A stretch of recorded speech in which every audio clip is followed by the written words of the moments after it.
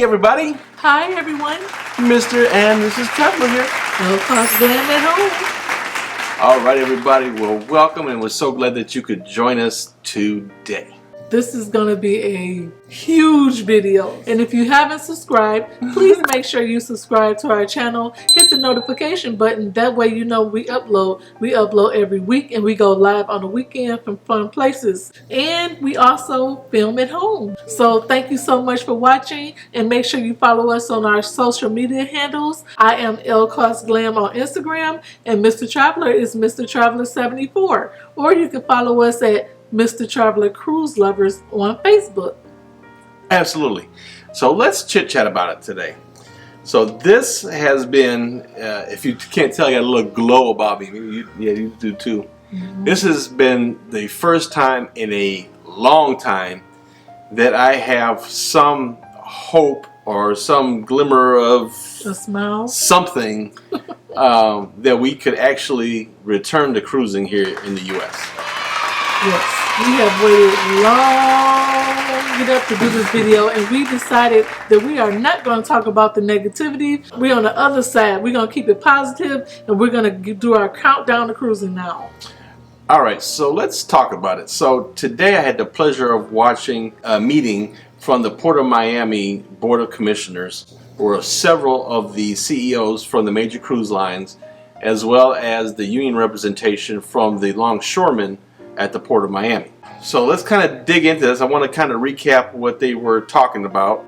Michael Bailey from Royal Caribbean basically just had some good things to say, and basically just want to, the typical stuff. We want to stay safe, and we're ready to return back to cruising, that kind of general thing. Rick Sasso, who is the MSC CEO, came on board there and shared their experience of their success that they're having over in Europe with MSC returning to cruising, and had nothing but positive things to say. Can't look forward enough for bringing those things over here to the U.S. market to get us sailing again. Because MSC has cruised 4 times since the pandemic started. Right, so they're doing it, and they're doing it right. We love it. Like kind of the stars of the show for this particular meeting would be Arnold Donald from Carnival and Frank Del Rio, who we had the pleasure of meeting last year. We did. He was really, in my opinion, the star of the show for this meeting. Arnold Donald, he kind of reiterated some of the things that the other CEOs are saying, that, we're ready to cruise back to getting back to returning to cruising. We want to do it safely. We want to do it well. Carnival also has other brands like the IATA and Costa, which are starting to sail over in Europe as well. So they're starting to get those experiences too to help bring them over to the U.S. market. But he also showed a very moving video to the committee members on there of a gentleman who started his business from the ground up and basically ended up doing a lot of print material and different things supporting the cruise lines. So he built this with his own 2 hands from the ground up. Here's the video right here. My name is Jerry Kay, owner, Blue Site Creations, Miami, Florida. And we are suppliers to all the major cruise lines for the past 43 years. We started just making little souvenir key tags. And then one day, one of the ships needed some public health signs desperately. So my wife and I, in a garage in a little manual machine, spent the whole week doing wash your hands off and raw food, cooked food, use scoop to pick up ice, do not use your hands, and we delivered them. And from then on in, the business just grew, and they wanted to know, what else can you do? We had orders. We had lots of orders. When March came, and all of a sudden, the ships didn't sail, I got cancellations. Cancel this order, cancel that order. Our business went to whatever we did monthly to nothing. My wife would say, why are you going to work? I said, well, I don't know. After 43 years, it's me. It's part of me. It's my life. But there's millions of jobs at stake with the cruise industry. We can't give it up. We can't stop. Hopefully it'll come back soon enough that some of the small guys like me will survive. Some won't. I'll hang on as long as I can. But if I had to leave, I don't know. It would destroy me. It really would. So yeah, as you can see, this is really just an example of one business. I mean, you think about all the thousands and thousands and thousands of people who are out of work behind all this, not just from the port, again, from the islands and the list goes on and on for people that are affected for this. But this is just one of the stories. There's the people that work at the ports. There is the cruise crew. There is so many cruise crew at home right now, not working. Yeah. And they're waiting on the cruise lines to start up again. There's mom and pop port places that people normally go to when they cruising that's closed down. There is so many people that's out of work right now. I cannot wait till we start cruising again. Yeah. And part of the biggest frustration, and you've seen some of these other videos on here before, I've just been total anger. It hasn't come across on this video, but I am really, really upset. And really part of this is that the CDC has been completely ignoring requests from ports and different people associated with the cruise lines, just totally ignoring everything. And this is probably because they're a foreign entity and they think that they can do that. But there is a demand for it. There are, they may be a foreign entity, but there's, as Mrs. Traveler said, the different people that are severely affected by this. They are. So what I'm happy about is that the cruise lines is actually starting to realize that there is no competition right now. MSC rolled out the first ship, so they tested that. They've been selling for 4 cruises, and all the cruise lines are looking at MSC. Like, all the cruise lines are constantly working together right now. It's no competition right now with cruise line in the cruise line industry. All the big wigs, if you want to say, the big CEOs are getting together and sticking together to come up with some type of plan to get us back to cruising. That's the only way that it can be done. As an example, Royal Caribbean and Norwegian have partnered together to the health and safety side of things to come up with specific game plans to return to cruising safely, which we have mentioned numerous times, the different things that will have to go into that. But how frustrating that the CDC is completely ignoring that. And Norwegian Group CEO Frank Del Rio is the one. He was on this panel and no notes, spoke from the heart, and his passion really came through on the camera. And at times, I would say almost disdain for the CDC in the way that they're treating the cruise lines. He was saying things like, we have to return to business. Enough is enough. Enough is enough. All right. He was just completely fed up. He said that the cruise lines, not just Norwegian, but all the cruise lines are at the brink of destruction. You can't go on indefinitely like this. And then what they're doing, they're selling pieces of themselves off to stay afloat. Not only the ships, but selling equity within their company to, who knows who. We went over that before as well, and you have my thoughts on that already. But they cannot go indefinitely. He said they have to get back to work. There's people that are depending on this industry to get back to work. And probably the biggest thing, and when he started saying this, I was like, get him, brother. He just really laid into them, not scrutinizing the airlines at all.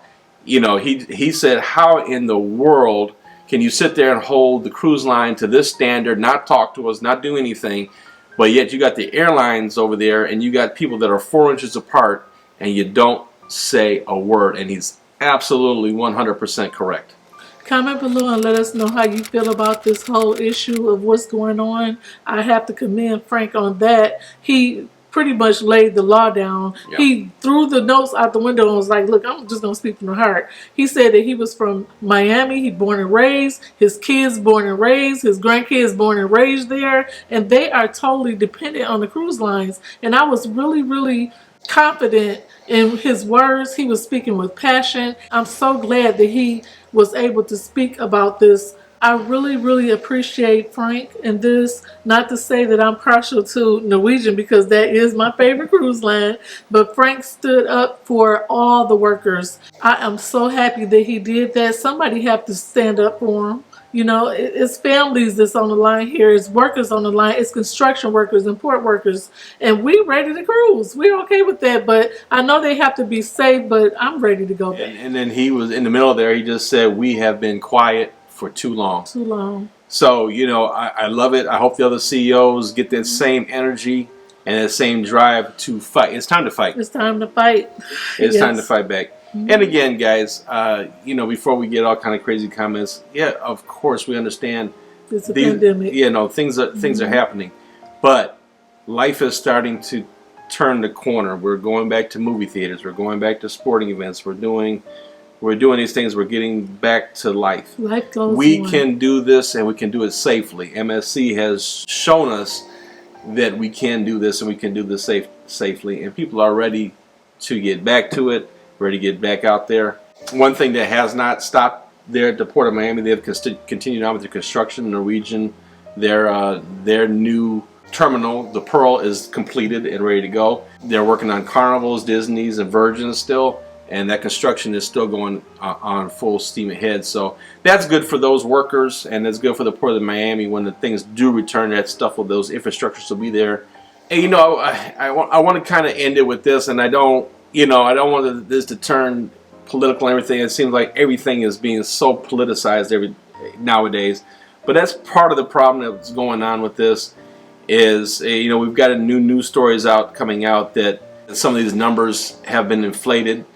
And of course, the same old story, because why are they being inflated? Because at the end of the day, power and money are at the root of it. So these hospitals get money for additional money for COVID related things, as opposed to normal deaths. So we found out how many different people had passed away merely from severe pre-existing conditions, and not necessarily COVID. And I've even seen some examples where people have been passed away for 4 months, and the test results come back for some.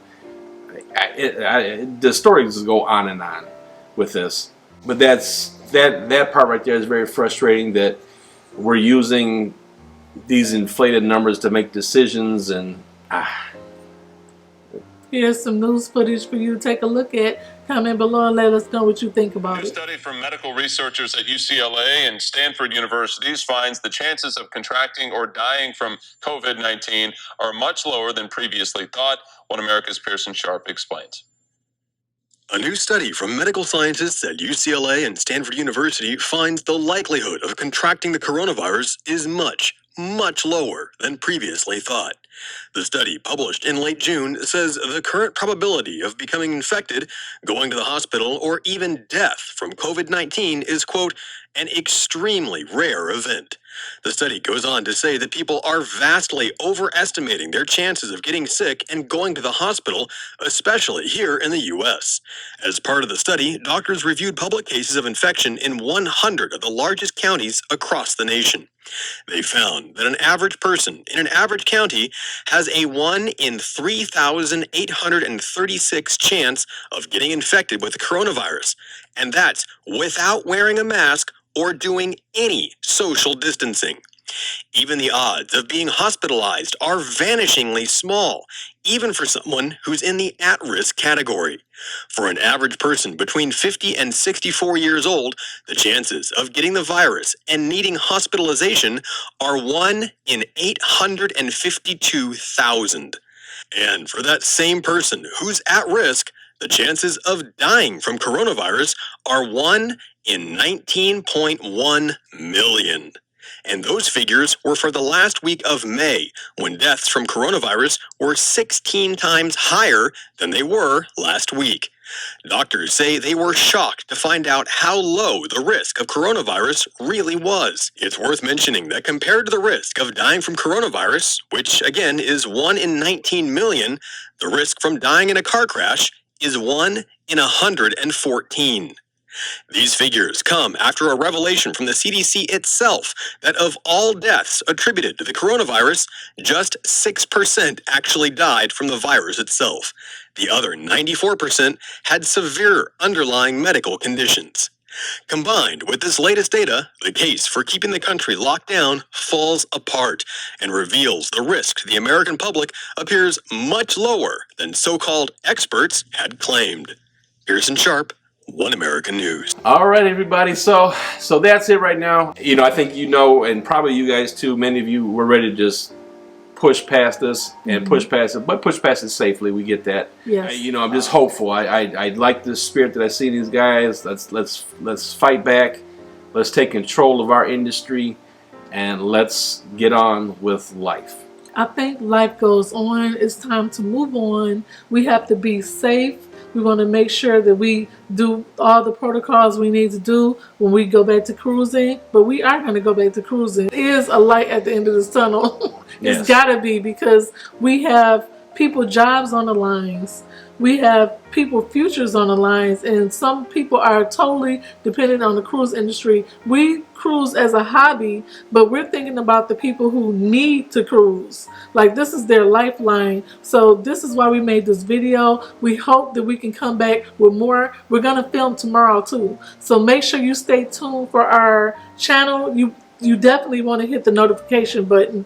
Me and Mr. Traveler are travel agents. We've been doing this for a long time. We've been on YouTube for over 10 years, coming to you, presenting to you for a really long time. So make sure you subscribe to our channel so you can stay tuned on what's going on. We have a lot of information that's coming out. Thank you so much for watching. All right, everybody. So, you know, I guess probably the big question is going to be, do we think cruising is going to go back November 1st? I'm gonna go out on a limb and say yes. I'm gonna say yes. They sound confident. I'm hopeful that they'll squeeze out a few ships. I really am. We are definitely praying for the people that's in California with the fires that's going on and the other things that's going on as well. You are in our prayers every day. We are looking out for everybody who was affected by this horrible disease that's going on, and we want to definitely stay safe, and we're hoping that we can cruise soon.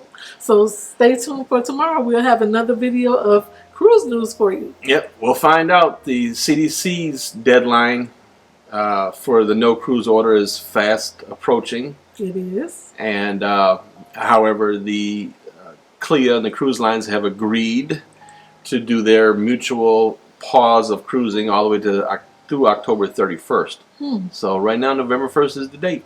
November 1st is the date. Cruise restart. We hope you enjoyed this video. Life short. Have fun, guys. See the world if you can. Bye, everybody. Bye, everyone.